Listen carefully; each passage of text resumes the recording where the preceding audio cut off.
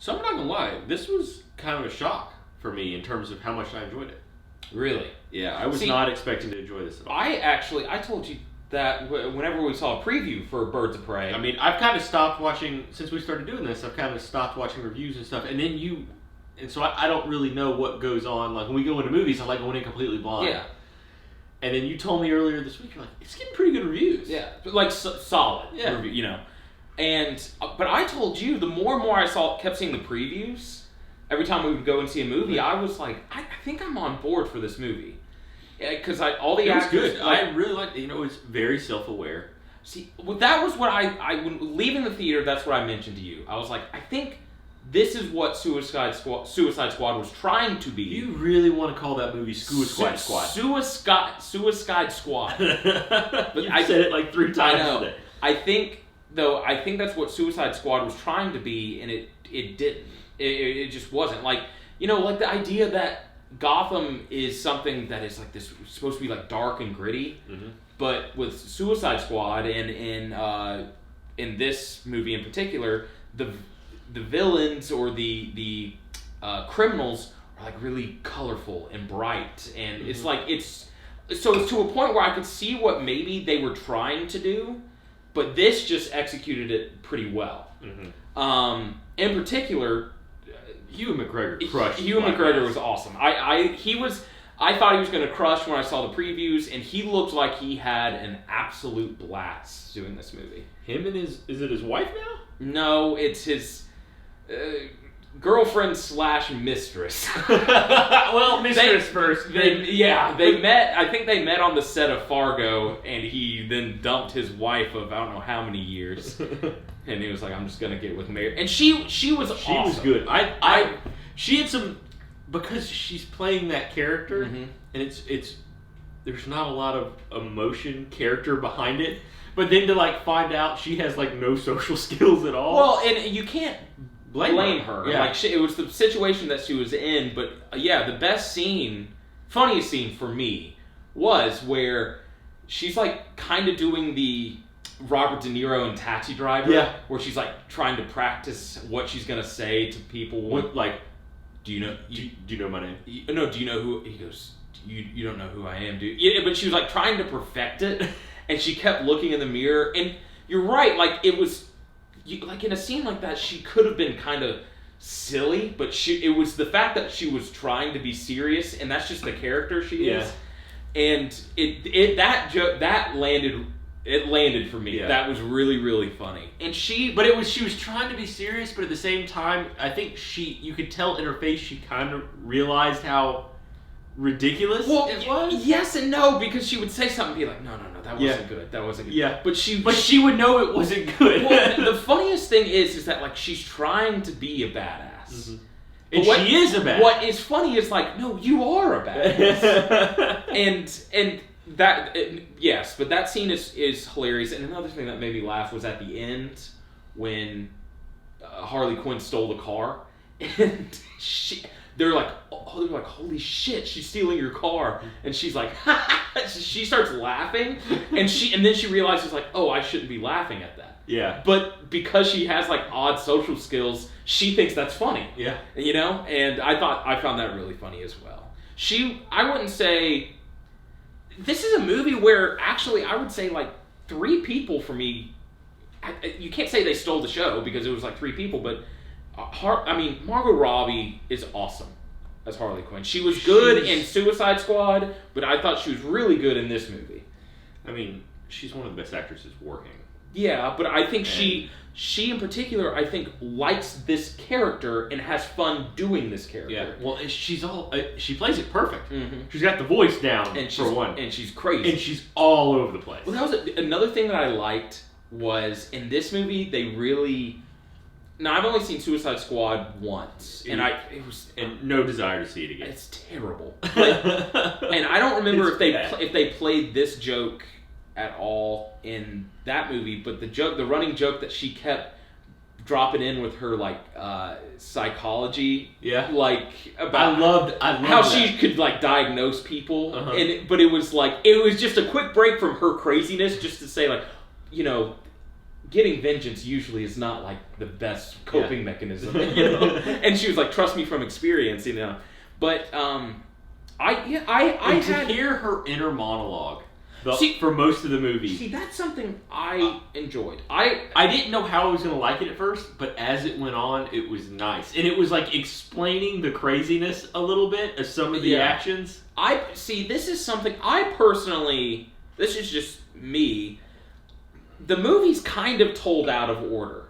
It's a little bit. It's but it's because it's told from the perspective of Harley Quinn. And she's so scatterbrained to begin with. She'll start showing something or the beginning of a scene and she'll go, I need to show you how we got here. Yeah. And that, I actually kind of like that. It's not like it hasn't been done, but because of the type of movie that it was, and specifically that the main character and the narrator is Harley Quinn, I thought it fit. I thought it made sense that they made it that way. But, Bailey, are we going to get settled? There we go. Just side note, she has a hyena in the movie. I thought, there were times I was like, did Bailey try out for this part? Because I think it was like almost a carbon copy. Yeah, there were definitely some things that they'd get close to face and then you start licking. Yes. That's total Bailey doll. Uh-huh. But, no, back to what I was saying. I thought that the story structure fit. I thought that, the dialogue, there were parts that were a little clunky, or, but overall the movie was definitely enjoyable. Yeah. I like where Warner Brothers took this movie. Again, I heard they were making this and I was like, really? Like, the first thing I thought about was Suicide Squad. Yeah. And as good as Margot Robbie is in that, because she's the guy that, what's his name, Boomerang? Yeah. There's a subtle hint that where it shows going to be back. No, he is going to be back in That's what I said. Suicide Squad 2. Yeah. But there are subtle aspects of that movie that are good. I thought in that movie, the woman in the government that brings them all together. Viola Davis, I thought. But Viola Davis just crushes everything she does. So but I'm saying there was those three roles stood out in that movie. And so even though they were Margot Robbie was going to be in this and there's going to be a Harley Quinn story, I was you just weren't looking forward to it. Yeah, I was just I don't want it. Suicide Squad was so bad. It was bad, man. It was so bad. And so I just had no desire, and to watch this, I was like, this is nice. Yeah. And the girls in this, I felt like they did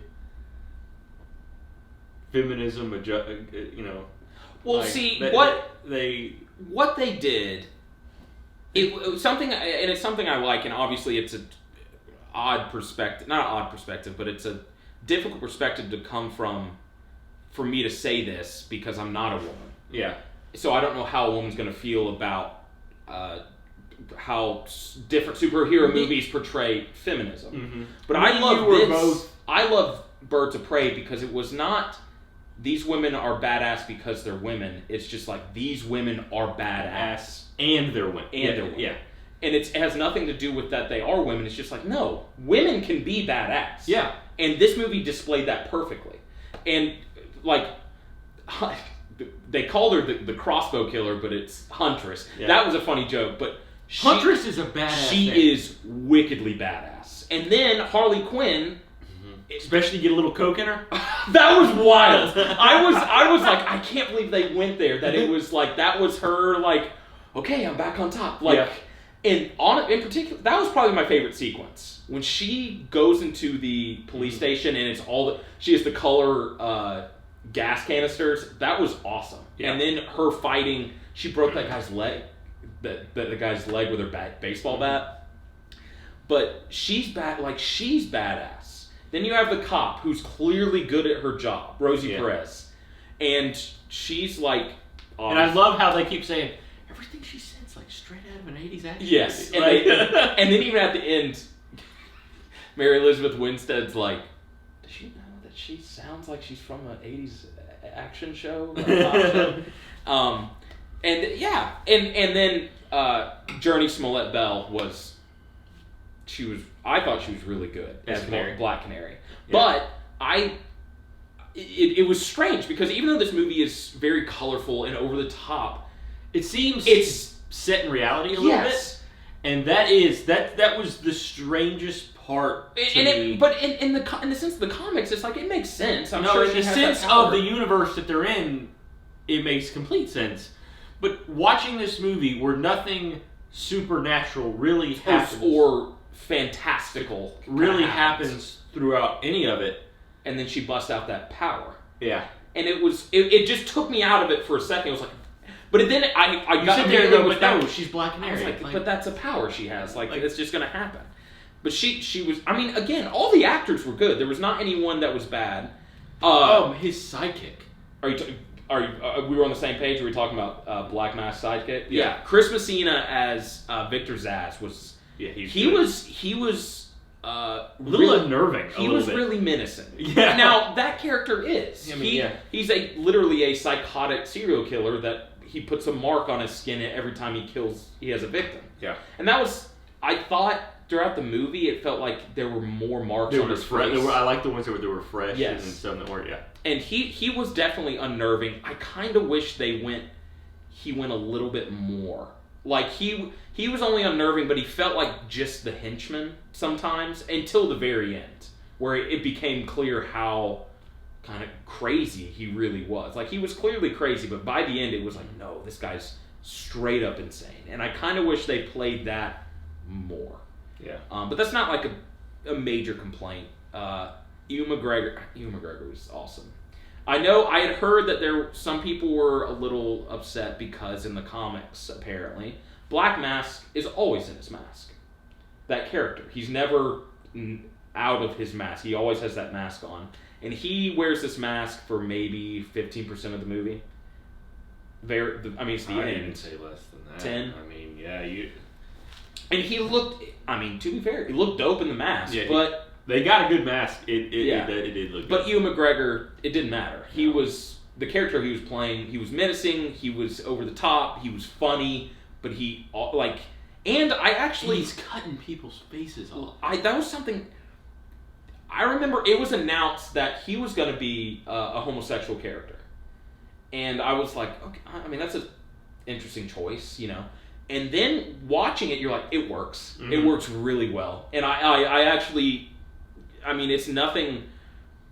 They actually don't even say that he's gay or that they don't even show anything, but he's very effeminate. And and the way he responds to stuff is really funny. It's not your traditional villainous... He's a diva.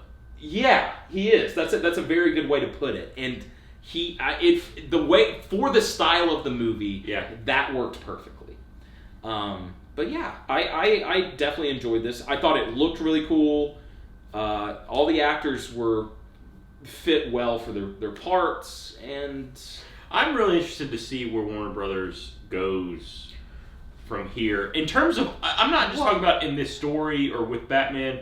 I'm talking about their whole... You mean DC? Yeah. Yeah. That whole universe, because clearly they're making another Wonder Woman. They said Shazam 2, apparently it's gaining steam. And Aquaman 2 is also confirmed. But they've made good money. None of those movies are bad movies. Shazam's very entertaining. You really dislike Aquaman. It was so dumb. And it looked great. It looked fantastic. Jason Momoa was good as Aquaman, but the movie was dumb. I have seen it, I think, 3 times, though. So and you saw it twice in theaters? Well, I saw it with a friend first, and then I was like, I'll go with y'all. It just happened where I was like, oh, fine, I'll see it again. Yeah. But that's besides the point. These movies are more enjoyable and more fun than what was the beginning of their DC universe. And to sit there and think, if they'd have done... all these movies before they started trying to make the Justice League movie. It was almost like they felt like they were behind the gun because Avengers came out. Yeah. And that's exactly what happened. Well, it is. But it's a shame because I thought Man of Steel was pretty good. Man of Steel is good. Every time I watch it, it's better for me. And then Batman vs. Superman has a lot of problems. performance. Well, no, that's what I'm saying. If you take out Batman vs Superman and the Justice League, you have to take those movies out. Well, then you only have one film. No, you don't. You have Shazam, you have Aquaman, you have Wonder Woman. I thought you meant before. And now you these have. movies. I mean, take out then you got to take out Suicide Squad. Yeah, you have to. And then if they'd added this in, and then this is what I was going to bring up. This movie, because it's called Birds of Prey: The Fantabulous Emancipation of Harley Quinn. Because Birds of Prey are their own thing. See that, and this felt like a Birds of Prey origin movie, but it's strange because the main character is Harley Quinn. Yeah. And Harley Quinn, she's going to be in Suicide Squad 2, which I am looking forward to because it's James Gunn. Yeah. And it's pretty dope cast that's involved. So like I'm intrigued by that. And I want to see again, like you said, what direction are they going? Are they going to tie? Well, my question is, are they even going to try tying any of this That's stuff what I was together? about to say the same thing. Are they even going to try? Because I'm assuming the new Batman is going to have nothing to do with any of it. But we don't know. We don't know. No, we don't know. But like, based on what we've seen of these other movies, I don't think that Batman. I mean, I don't. And I think to me it would be more realistic or more feasible from what we've seen that they tie that Batman possibly into the Joker, the original Joker. Well, here's the in the sense that that's Robert Pattinson as a kid in the Joker. Maybe. And other than that would be the only tie-in. Again, this is all about like. We're just gonna have to wait and see, you know. Yeah.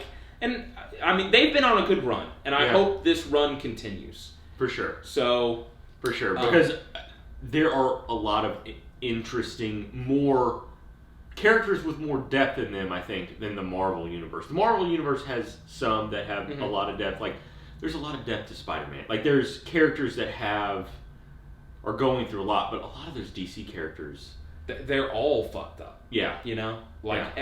At some point they have been screwed up, which some people would consider beyond repair, but it's just because that universe is dark, you know? Mm-hmm. Which I appreciate for the most part. What would you give this movie? I give this is like B+.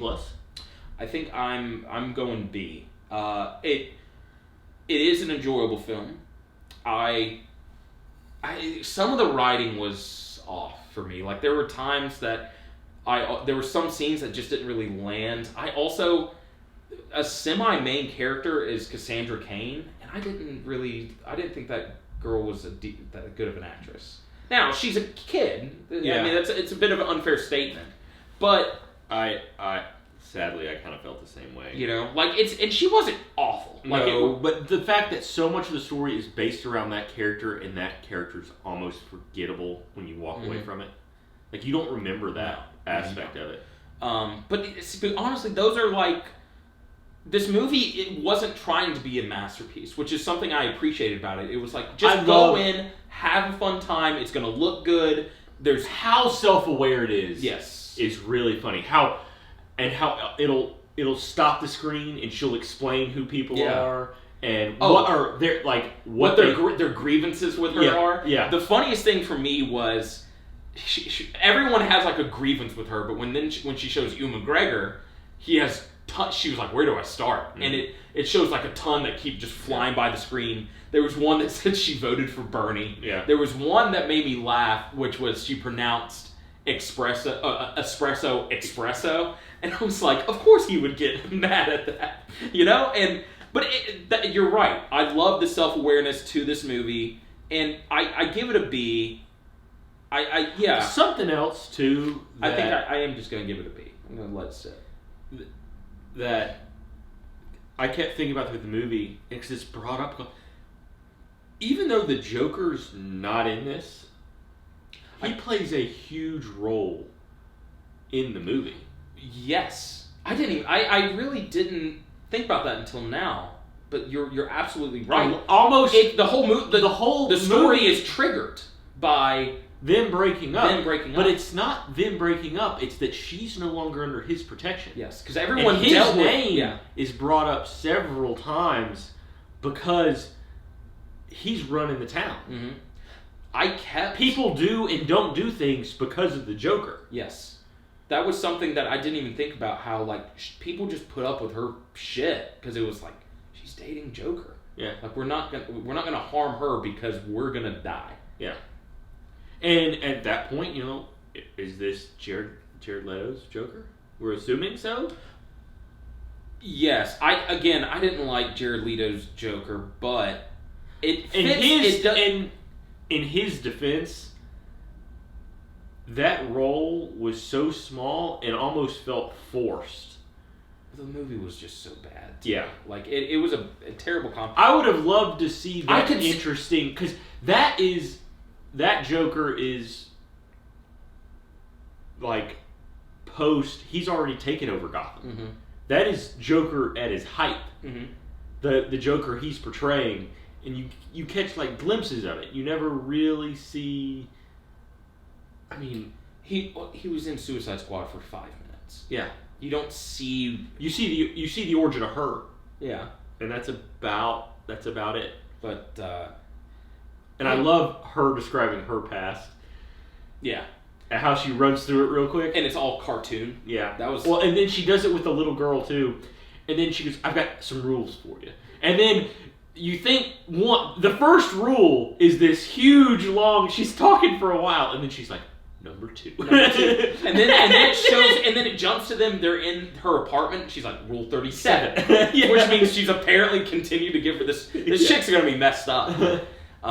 No, I recommend going to see it. It's for sure. highly enjoyable. It's also it is rated R. Like, this is, like, it's violent. They cuss a lot. I like that Warner Brothers is going that direction. I do too. They're like, these are dark stories. Fuck it. Like, let them cuss. Let them be violent. Let them be the characters that they are. Especially within Gotham, it's a dark place.